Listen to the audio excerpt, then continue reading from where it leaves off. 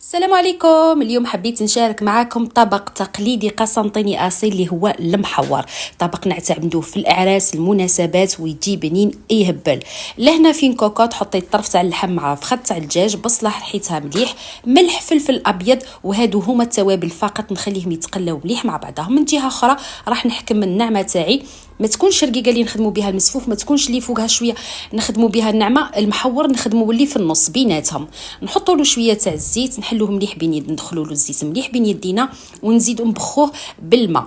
انا لهنا دالي حوالي كاس. المحور ما يتسومش، يتبخ برك بالماء. نخليه مليح يشيح، نخدموا بيدي كما راكم تشوفوا، ونحطوا يفور التصفيره الاولى.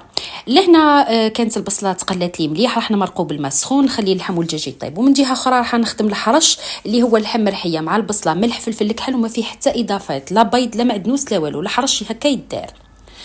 نحي كيفور لي الطفيره الاولى، نحط له طرف تاع الزبده، وراح نزيد له كاس تاع الماء تاع البصل. رحيو حبه تاع بصل وديروا لها الماء، راح يعطيه طعم رائع. نخدموا بيدي، نخليها يتشيح، ومن بعد نزيد نفوروا التصفيره الثانيه. كي نحيه راح نزيد نحط له الزبده. المحور يحب الزبده بزاف باش يجينا ملس يزلق وحده كي تعودوا تاكلوا فيه. ونزيد نحط له لاصوص اللي درتها هذيك، نحط حوالي هكاك زوج تاع مغرف تاع السكو دولوش، ونخليه يزيد يشيح. ومن بعد نفوروا التصفيره الثالثه والاخيره. من جهه اخرى راح نحكم لاصوص هذيك، نحط لها الحرش اللي هما لي بول تاع الفيونداشي. انا الدجاج هنا كان طابلي، دوك نحيه ندي نحمرو.